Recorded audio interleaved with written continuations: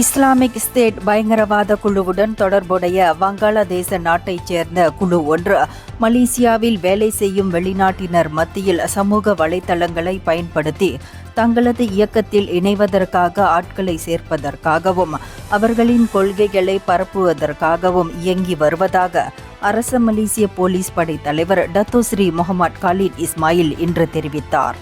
முன்னதாக போலீஸ் படையின் சிறப்பு பிரிவு இவர்கள் ஃபேஸ்புக் பக்க வாயிலாக ஐஎஸ் தீவிரவாத இயக்கம் சார்ந்த விஷயங்களை மலேசியாவிலிருந்து பரப்பியதை கண்டறிந்தனர்.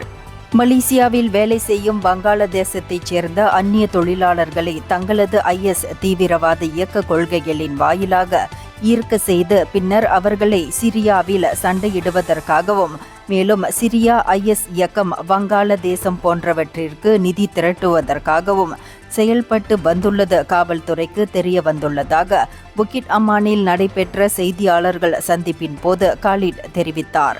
எனவேதான் இவர்களின் இந்த செயல்களை தடுக்க தவறினால் மலேசியா தீவிரவாத நடவடிக்கைகளை மேற்கொள்வதற்கான ஒரு களமாகிவிடும் எனவும் அவர் எச்சரித்துள்ளார். இந்தியர்களின் இதய குரல் மக்களோசை.